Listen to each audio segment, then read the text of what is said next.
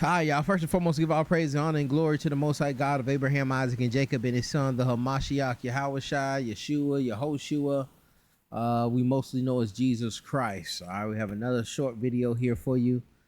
Some clips I pinned. A lot of these I pinned from vocab. Maybe all of these. But you know, and I'm gonna give y'all. Let me give y'all the story. We had a brother. At one point, we had a brother in the body. For the most part, majority of the time, we've had all so-called Negroes. Then,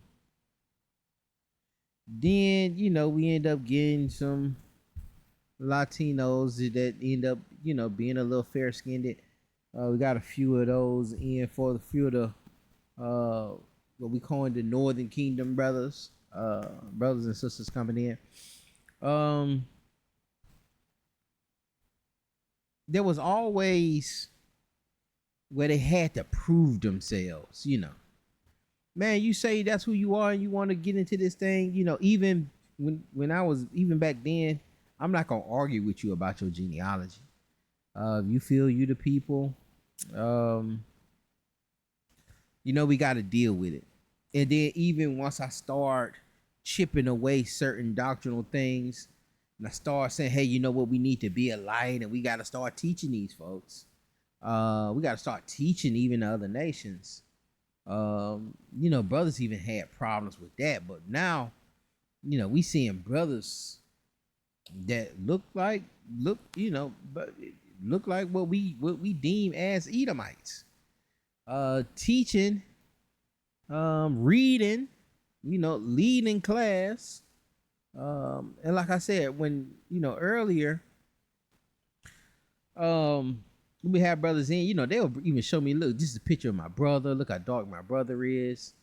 And I know these people are Latino. Of course, you know what I'm saying? Like, you know, I know you Latino, but, you know, there is some admixture there. There's you know, I even seen a video of a Spanish brother saying that, you know, they have some colorism, like, you know, they racist in the extent that they don't like the darker Latinos. Nobody wants to be dark, you know.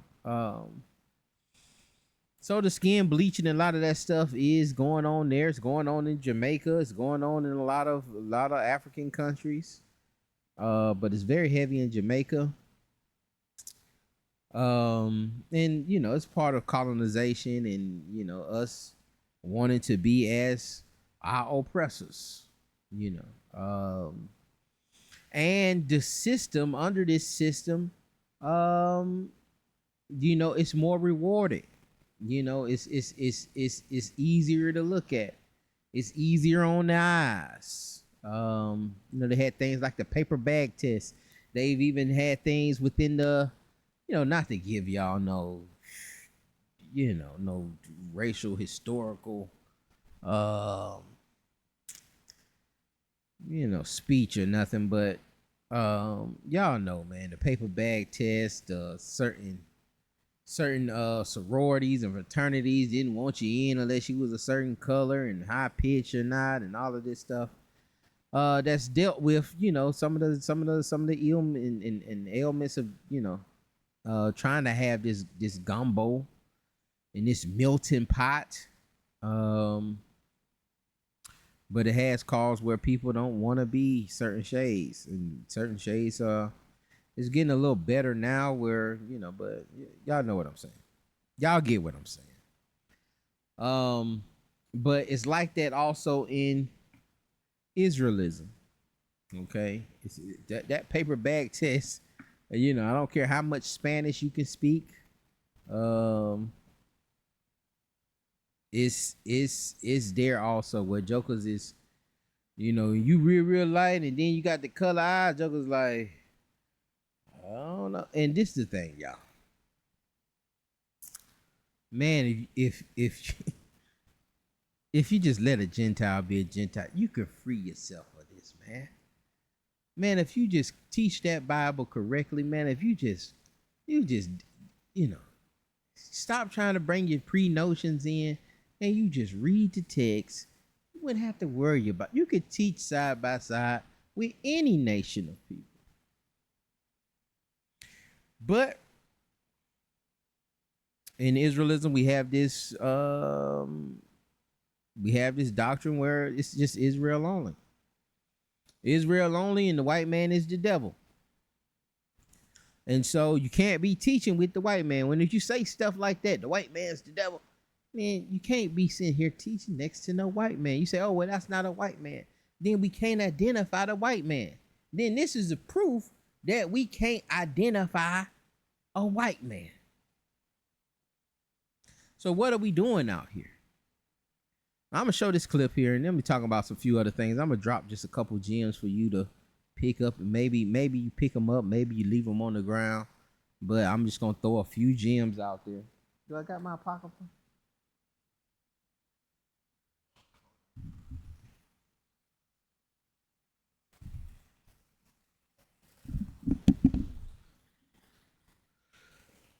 Let me play this real quick. Verse 10, cast up the highway, gather out the stones, lift up a standard for the people, gather out the stones for the people. So we're gathering.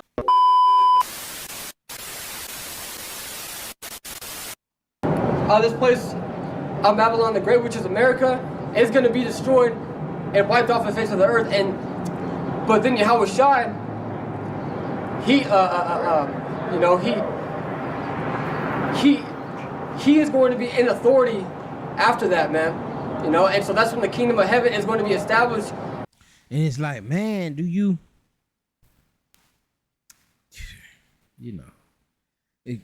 don't have to worry about this stuff. I don't have to worry about this stuff with my ideology today, but man, I wouldn't get caught. If I taught what they taught, if I was teaching, I wouldn't be caught doing this. I'd be out. And a lot of people would leave. A lot of people, man, I'm not finna be out there, man. That joker Esau.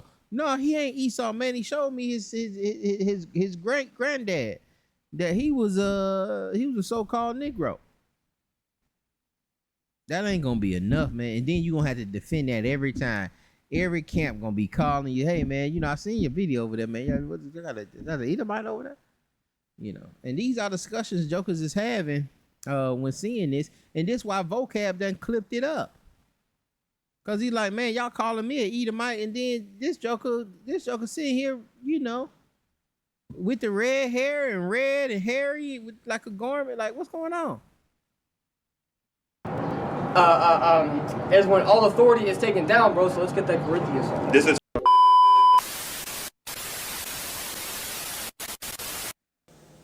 That's what that graven image is. It's idol worship. I'm gonna tell you, I watched this brother here for a few minutes, man. Maybe about 10, 20 minutes. The brother know the doctrine. That One West doctrine, that brother is very skilled in that One West doctrine.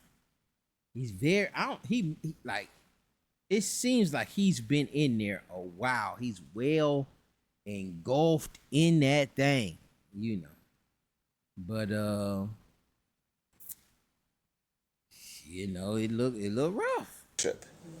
Well, again, keep reading. We'll get it. It says nothing in heaven. So again, Egyptians, to the Egyptians, the sun is a god called Ra. You understand that? They worship the sun. They worship the stars. They worship the moon. They worship. And then I'm like, man, can an undercover be that good? Sometimes I think like that. Like, does an undercover care that much to be that good? You know what I'm saying? That would make me believe, nah, that brother probably legit. It's like, maybe the GMS brother, maybe this brother here, but this brother here, he too good. He got on that spirit of One West. He got that spirit of One West on him. That spirit of ISUPK is on them. But, they could be that good. They worship, the birds, They worship beat. Keep reading. We'll get the rest of them. We'll get why he's saying this. Read. Or that is in the earth beneath. Or that's in the earth beneath. So they're going to work. The other nations are worshiping the things in the sky. The things that they see in the sky. Then they will worship. You know, would if you had the opposite color extremist group, and I know we wouldn't do this because we don't care enough. We like to act like we care, but we don't care. You know, but the white extremist groups will go to the extent, if they could get inside of a black extremist group, they would. I don't think it'll be the opposite way, because again, I don't think we care enough. But a white extremist group, they do care enough. They care enough to go out here and be police officers. They care enough to be undercover agents. They care enough to be CIA agents, the FBI agents, to go inside and infiltrate whatever they can infiltrate, especially if it's an opposing view or opposing ideology and something that they feel like they need to shut down. They'll get in there, they'll do whatever they got to do. But we don't have that spirit. We don't have it. Worshiping things that they see on earth, the animals. All right, y'all. That was it. That was it with that. I wanted to share a few things just for you to think about. You notice in One West Israelism, Japheth just don't even exist.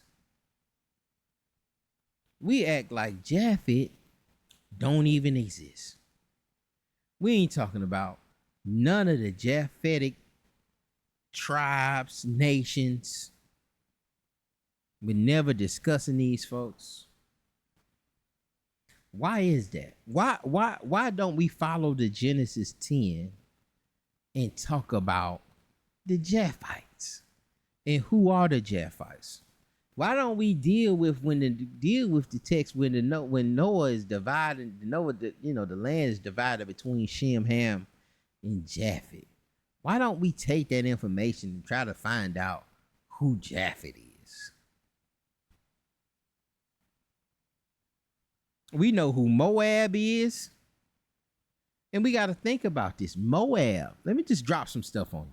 Moab is going to have a Shemitic language. Edom, Esau, below Judah, is going to have a Shemitic language. Ammon is going to have a Shemitic language. Matter of fact, Moab and Ammon, I want to say they had a cuneiform language. Yeah, cuneiform tablets from their language.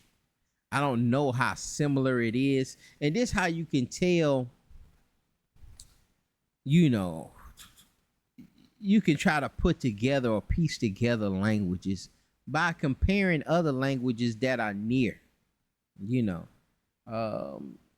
by doing linguistic tests on, like we know that the Arabic the Arabic is similar to the Hebrew. It's not exactly the same, but we know these both are Shemitic languages. It's kind of similar. Even the Samaritans today, they have the Hebrew is a different, but it's kind of the same. They can understand each other to an extent on a lot of things, but there are some things where they are a little different. But these are Shemitic languages. These are languages in that particular area. We can't just be saying stuff like the Moabite is Chinese because Moab laid with Ham and they got Down syndrome. They missing a chromosome. Come on, y'all. Is that scholarly? Like, where's the migration trail? And then the Moabites, well, say the Asians. You got the Great Wall of China. they got writings that go back. They got the Ming dynasty and all these different dynasties that go back 6,000-7,000 years. They got a very they've written down their history. Asia is a great ways away. Like, you know, that part of Asia is a great ways away that Alexander the Great didn't get out there. He's like, well, when did these people become these, you know, and I've seen people say that the Japhites are like Filipinos and people South Pacificers and people out there and I done seen people say that them Israelites too. You know, we was talking about that the other day with somebody, man. The Bull gang, say some South Pacificers, but they got the very dark skin with the blonde hair. I remember a lot of people saying that those were Israelites. But then I've seen people talking about some them Japhites. You know? But who are the Japhites? Who are the Japhites? And, you know, again, I'm just a minister of questions. I have an answer. It may not be the right answer, but I do have an answer. I want to read this to y'all, man. This is 1 Maccabees, chapter 5. Matter of fact, I start at verse 1. 1 Maccabees, chapter 5. You can read along. It says, now when the nations round about heard that the altar was built and the sanctuary renewed as before, it displeased them very much. Talking about Judas Maccabees going in there, or Mattathias going in there, rebuilding the temple, rededicating the temple. This is why we celebrate the Feast of Dedication when we push back the Greeks. All right, when we conquered the Greeks, fought them off, and took back Jerusalem, took back control, and reestablished the law, got the temple back in order, recircumcised the kids. You want to know where they recircumcised the kids at? This is something for you to write down. Because brothers will say, man, we weren't getting circumcised. And you're going to see the recircumcision of the children. Because it was only 3.5 years. You see that in 1 Maccabees chapter 2. Write that down. Chapter 2, verse 45. Matter of fact, I'll read it for you. Then Mattathias and his friends went round about and pulled down the altars. And what children soever they found within the coast of Israel uncircumcised, they circumcised vehemently. So when you come and you try to tell me, well, the uncircumcision Paul talking to is really Israelites, because you remember during the Greek period, we couldn't circumcise. But you gotta they just put it in here. You know, 1 Maccabees chapter 2, verse 45, 46. Mattathias goes back around because that persecution lasted only 3.5 years. So all he had to do is everybody 3 years and under, 4 years and under, you know, he could check those kids and circumcise them. Them the only people weren't circumcised. Besides other jokers trying to uncircumcise themselves to be in good grace, or to go to the gymnasiums dealing with the Greeks. And the gymnasiums weren't just gyms or weren't just sports performance arenas. All right, they were schools also. Anyway, let me go back to this 1 Maccabees 5:3. Well, 5 verse 1 again. It says, now when the nations round about heard that the altar was built, the sanctuary renewed as before, it displeased them very much. Wherefore they thought to destroy the generation of Jacob that was among them. And thereupon they began to slay and destroy the people. Then Judas fought against the children of Esau in Idumea at Arabatan, because they besieged Israel. And he gave them a great overthrow and abate their courage and took their spoils. All right, so those nations, when they seen Israel push back the Greeks, the surrounding nations kind of got up in their feelings. They were like, man, we finna attack these jokers. And then it says Mattathias went down there. Matter of fact, I'm sorry, Judas went down there and fought against Esau in Idumea. Okay, fought against the Edomites. So if we defeated the Greeks and then we went back and we fought the Edomites, Are we saying these the same people? Are we saying the Greeks are Edomites? And then if we saying that, how are we saying it? Outside of us just saying that, how did Edomites become Greeks? How did that happen? How did that happen? Where's the history for that? And I do need an answer for that. I don't have an answer for that. I do need an answer. If you have an answer for that, how did Edomites become Greeks and Romans? How did that happen? You got some history, you got some leads for me. And then how did that happen before 70 AD? Because I could see it happening after 70 AD. I could see it happening. I could see some things that have transpired after 70 AD that could make them people go that way and mix in with those people. But I believe Japhites are people. I believe they had a land, and I believe Japhites come from that particular land mass. We can't be teaching who all these people are. We dealing with Ham. We say Ham are these people, but we rarely say anything about the Japhites. We have no, we might say who they, what happened to them or something like that, but very few people talk about the Japhites in Hebrew Israelism. But these just a couple of nuggets. I'm not here to tell you who Esau is or tell you who the Japhites are. I'm just here to give you a few nuggets for you to look at and come up with your own conclusion. We got to get out of telling people. I'm here just to give you certain tools so you can come up with your own truth. You can come up with a truth that you can live with, because everybody got to work out their own salvation. You ain't gonna be able to go up there and say, I was watching Sakari and I was watching Naquam and Gorilla Hebrew, and they told me this, and Brother Phineas told me this and that, and they were all wrong, seemed like. You ain't gonna be able to do that, man. Everybody got to work out their own salvation. So, here's a couple tools for you. I'm not here to tell you nothing. Just here to make you think. Pray this thing was edifying. Y'all be blessed. Shalom.